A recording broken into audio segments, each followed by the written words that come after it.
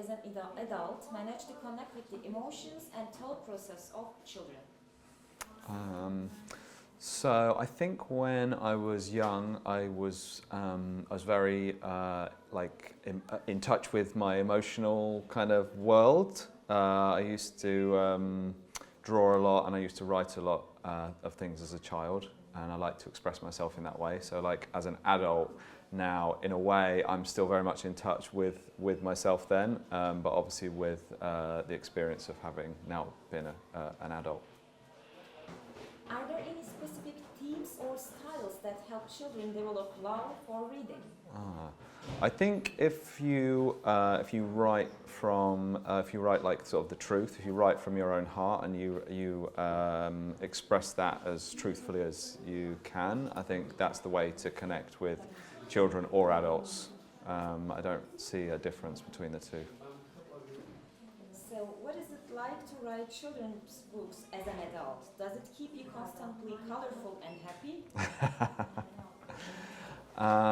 When I write, I think, I guess it's not so much about happiness necessarily. For my work, I like to explore deeper themes within my work to do with loneliness and loss and friendship and family. And I like the themes of nature and friendship between animals and people. So yeah, that would be my goal with the work, is to express those relationships and ideas. Your books are translated into a lot of languages. Yes. And you meet readers from various countries. How do you interpret the geographical and cultural differences among children?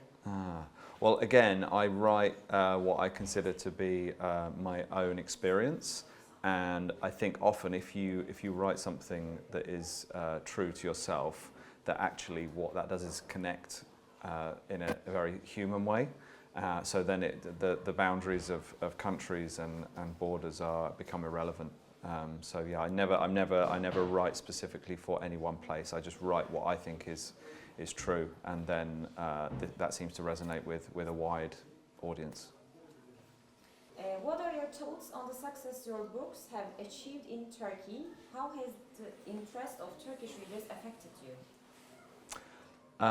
Well, it's been an amazing experience to come here to Istanbul and visit Turkey and visit so many readers. I was already aware that there might be quite a lot of people through social media, through lots of people sending me messages and things. But so when I came, I kind of didn't really know what to expect. But it's been it's been an incredible experience. And among your books, do you have a favorite one? Out of all my books, my favourite, the one that sort of because it is the oldest book of mine that I wrote and illustrated is The Storm Whale. So that's the one really, but also Grandad's Island. But all of them, like have different meanings to me, and they're like my children. So if you could give an advice to the younger Benji Davies at the start of his career, what it would be? I think advice to myself would be to keep going at it, and to sort of have faith in a belief in my own ideas, and to carry on, because essentially that is what's kept me going, really, is to sort of just keep going at it. But maybe a bit of reassurance to say that I will achieve some of the things that I want to achieve in the writing. With Children's Book Week approaching on November 11th, what message would you like to share with your young readers? My young readers. I suppose I'd like to. Well, first of all, I'd just say thank you for reading my books and for sort of coming on the journey of my stories. And if you enjoy drawing and writing yourselves, which is what I would hope to inspire in young children, that you make sure that if you like drawing, that you draw every day and you practice, and the same with writing. The more that you do it, the better you will get at it, and eventually you might be able to have your own books published. As a child, which book or author had the greatest impact on you? When I was growing up, picture books that I loved, one I particularly remember as a child was Judith Kerr's book, A Tiger Who Came to Tea. It was very powerful imagery within that picture book.